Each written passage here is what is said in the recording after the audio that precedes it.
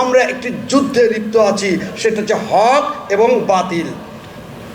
এই বিষয়টা বোঝানোর সেই সময় বা সেই ব্যবস্থাপনা, সেই পরিবেশ এটা নয়।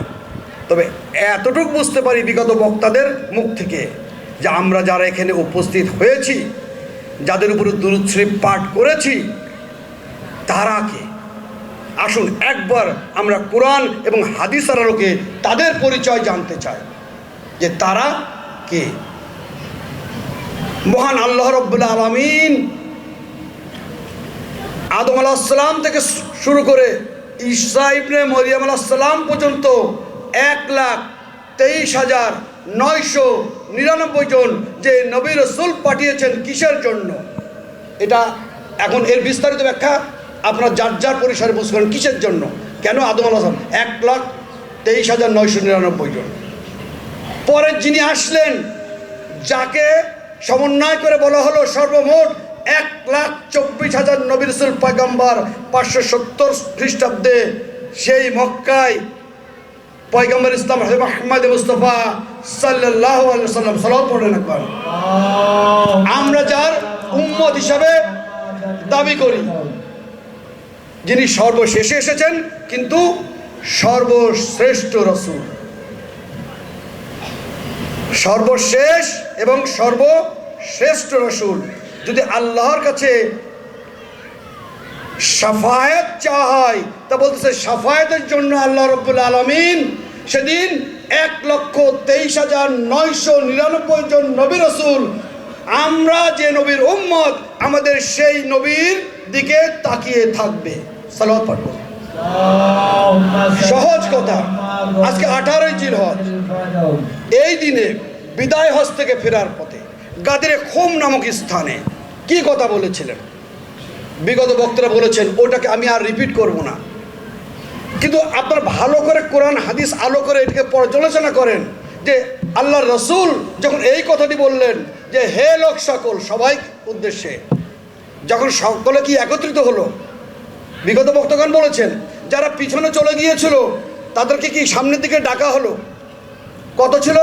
16 লক্ষ হাজি, 1,25,000-এরও বেশি হাজি ছিল। বলল কি, আল্লাহ আমার অভিভাবক। কথাটা বুঝতে হবে, সহজ, এত ঘোরানো পেঁচানোর প্রয়োজন নেই।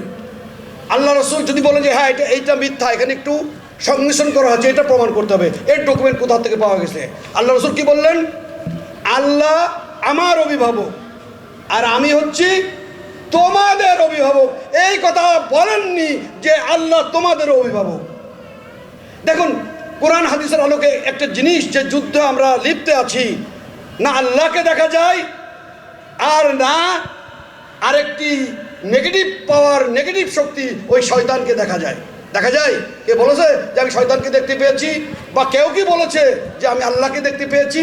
তবে আল্লাহকে দেখার একটি ইশারা আমরা এক জায়গা থেকে পাই, ডকুমেন্টারি।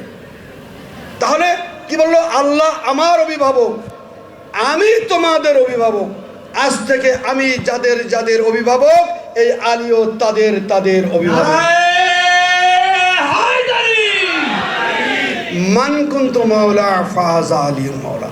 এই কথা বলেই থেমে গেলেন না, এই কথা বলে তিনি থামেননি। কি বলেছেন?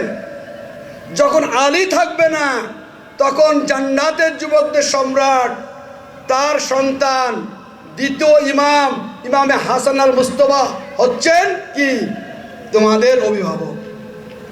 যখন ইমাম হাসান থাকবে না তারপরে ইমাম হুসাইন জান্নাতের যুবকদের সম্রাট, সে হচ্ছে তোমাদের অভিভাবক। যখন ইমাম হুসাইন থাকবে না তখন ইমাম জয়নুল আবেদিন আলাইহিস সালাম, সে হবে তোমাদের অভিভাবক। যখন ইমাম জয়নুল আবেদিন আলাইহিস সালাম থাকবে না তখন তার সন্তান ইমাম বাকের আলাইহিস সালাম হবে তোমাদের অভিভাবক। যখন ইমাম বাকের থাকবে না তখন ইমাম জাফর সাদিক আলাইহিস সালাম কি তোমাদের অভিভাবক। আপনারা সকলেই কোরআন হাদিসের আলোকে যখন গবেষণা করবেন, দেখবেন যে আজকে আমরা যারা 4 ইমাম মানি, ইমাম শাফি, ইমাম হাম্বল, ইমাম হানাফি, ইমাম মালিক, ইনাদের যে মাস্টার ছিলেন, ইনাদের যে টিচার ছিলেন, সেটা সুন্নাতুল জামাতের একটা বইও আছে যে কি জাফর সাদিক রহমতুল্লাহ আলাইহি, ইনি ছিলেন ওনাদের মাস্টার।